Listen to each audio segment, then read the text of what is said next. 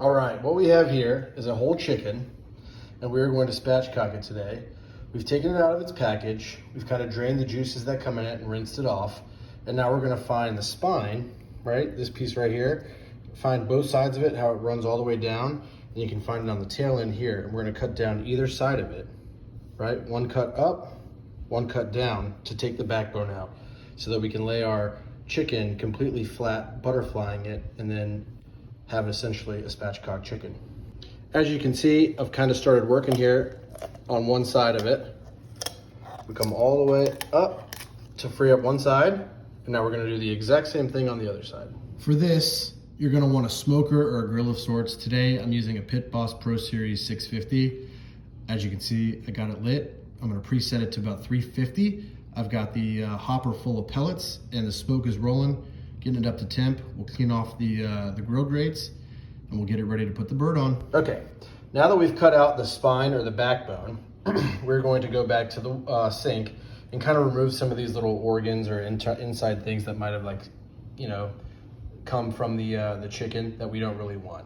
All we want is just the meat. So we're gonna get rid of that stuff now and toss all that stuff out.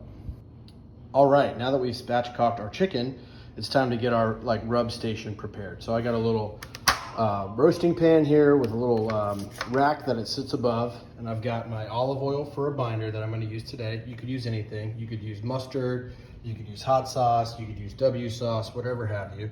And I have a few different rubs that I like to use. I've got some, you know, like a honey barbecue rub or a competition barbecue rub, some Cajun seasoning, and then some chicken dust from the Amish people down in Sarasota. Use whatever rub you like, or what works best for you and your family. All it takes is just a little bit of pressure on that breastbone, and the spatchcock chicken will lay flat. As you can see, kind of butterflied equally in width and height so that it cooks evenly throughout its whole process. We don't want any of the legs or thighs to cook before the breasts, and that's one of the best benefits of cooking a chicken this way. I like to start with the skin side down when I start putting the rub on, because this is the side that's gonna go down on the grill. For this part, I use a rub that might not be as sweet, because anything sweet like sugar in a rub has a tendency to maybe burn if you have your grill too hot. So that's kind of a pro tip that I've learned throughout the years that might help you from, you know, getting a little bit of some char on your chicken bottom. Now at this point, we've completely rubbed our chicken down with our seasoning. We hit it with our binder first. We got seasoning all over it. You wanna be liberal with it because the seasoning, really, you can't over season the chicken because it's on the outside of the skin, the meat's all down here. So the more rub you put on, the more flavor it's gonna get to penetrate the meat. I lifted up the skin to get the rub down in there on the meat itself. It's just another little tip I've picked up over the years. And you wanna let it sit and kind of adhere to the meat for about 15, 20 minutes, and then we're gonna put it on.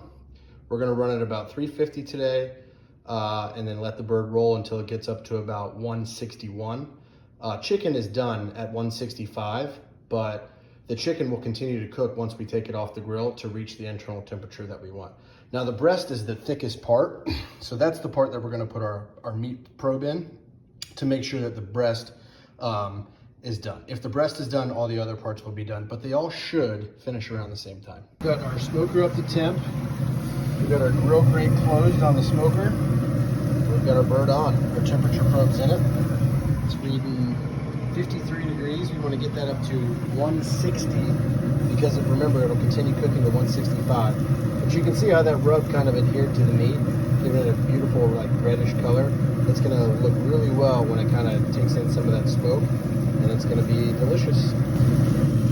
All right, so the bird's been on about an hour now, so we're gonna check the temp with my probe here. We're at 131 here. So we're almost there. The last half hour here, this step's optional, but what I did is I like to melt some butter with a little bit of W sauce, and I just kind of baste the chicken with it. It just allows that skin to get crispy, just that little extra touch that brings out the most in the skin. But completely up to you. You can use barbecue sauce if you want, whatever you like. All right, our bird is at 164, 163, so we are perfect. We're gonna take her off, let her rest. It's been on about an hour and 35, hour and 40 minutes. So that's all she wrote. We're gonna take her off, let her rest for about 10 to 15 minutes, and then cut into it. All right, our bird's off. It's rested about 10 to 12 minutes, and now it's time to see our final result.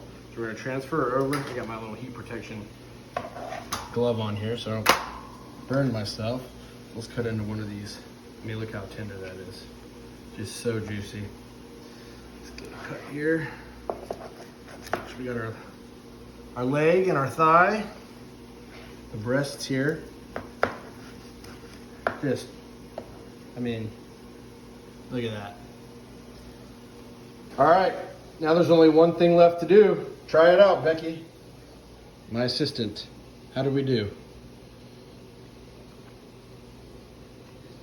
Speechless. Not only does he really explain how to do this very well, it also tastes delicious. Thank you for the compliment. Enjoy it with your favorite barbecue sauce and your favorite barbecue sides. Thanks guys for watching. Appreciate it.